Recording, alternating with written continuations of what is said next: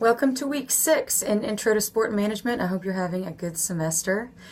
Last week we talked about marketing. So one of the things that I think is really interesting about sports as a product, and product was one of the 4 P's of marketing, so that was one of the big ones.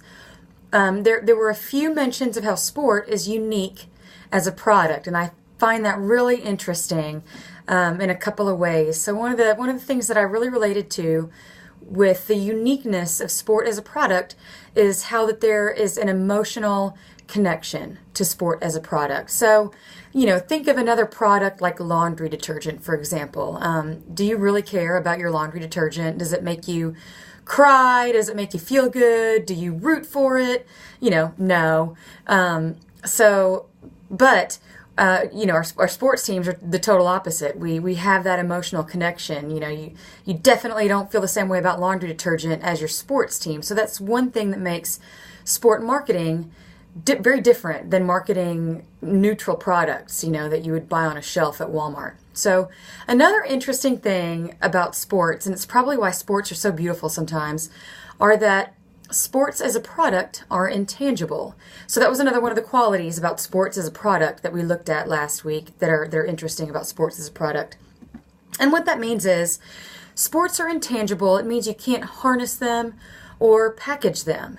You can't put it on a shelf. So sports happen in real life, and as they're happening, they're over at the same time. And then all that's left is a memory. So you can't hold it. You can go back and watch replays, but it's not the same thing as watching it when it's actually happening live. So kind of like a concert. Just a few interesting reflections on sport marketing that we looked at last week, and that's why I love sport, is because it's so interesting as a product. So just a few reasons why. Last week we had our second quiz, so I'll be looking at those this week, and I'll also be looking at your sports reporter assignment. I look forward to seeing who you picked, what you think about their job, and maybe a word of wisdom that you thought was cool.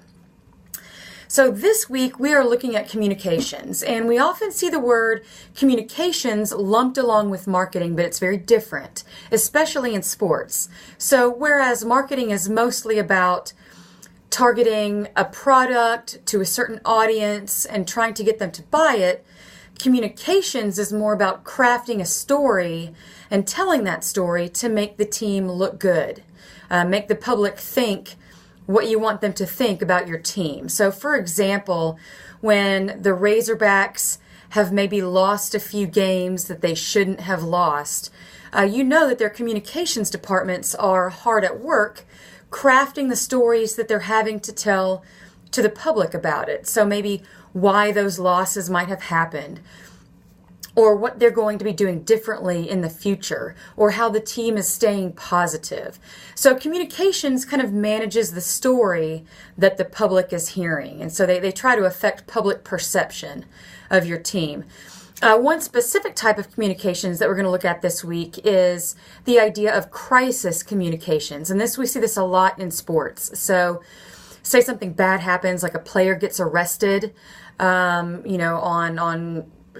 domestic abuse charges or drug or alcohol drug charges or something like that. We see it pretty often as one of the more common ways that players get into trouble.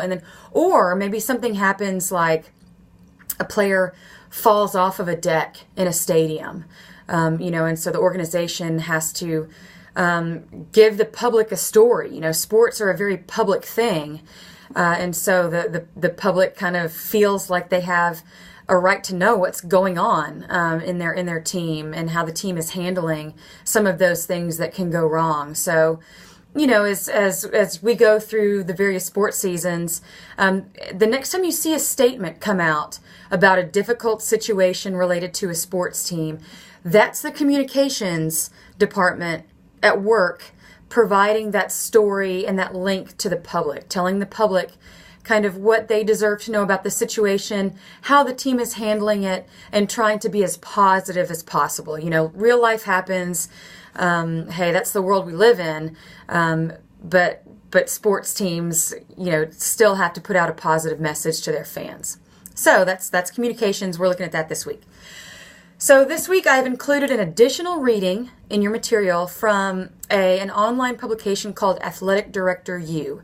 And this article is about how ESPN is shifting its reporting style to include less neutral or investigative sports reporting and more stories that come straight from the communications departments at various sports teams.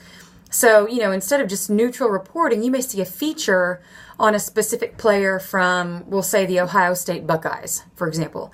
And that was put together by the Ohio State communications staff and then given to ESPN. So ESPN is using those types of stories to fill its content.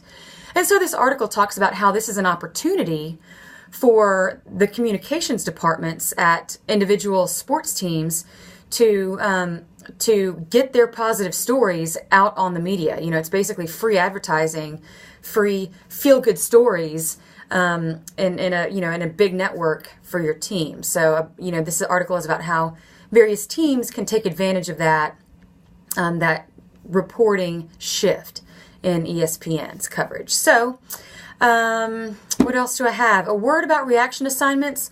You've been doing very well on those. What I am really looking for is a strong connection between whatever I ask in the question, your opinion, and then material and citations from the week's material that justify your opinion.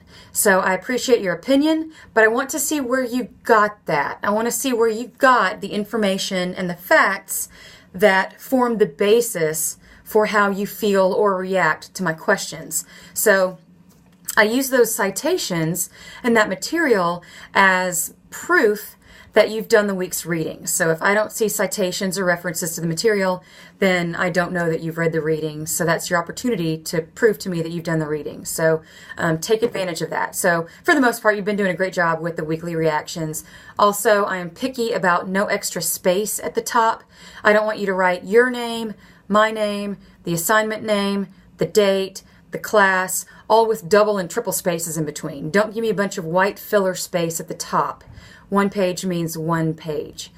The next big assignment is going to be the sports resume assignment. So this assignment asks you to find a job description that catches your interest in the sports world, and I'm going to provide a bunch of different job sites that exist in the sports world, and part of that is just to open your eyes to those various different job sites. And I know that a lot of you aren't going into the sports field, and that's fine. I just really want to open your eyes to see some of the different types of jobs that are out there because they're kind of cool. It doesn't mean you're going to apply for the job that you pick. It just means that it caught your eye and it looks interesting for some reason. So in the assignment, you're going to fit and tailor your resume to the job description. A big part of your resume is providing proof and evidence that you fit those job qualifications. And this is good practice for any resume for any job that any of you will do in the future. So it's just practice making your resume fit a job description. We're just going to do it specific to a job in the sports world because I think it's fun to see some of the different types of jobs out there that are available. It's just kind of interesting to browse. So that is our next big assignment. I hope that you all have a wonderful week, and I'll talk to you soon.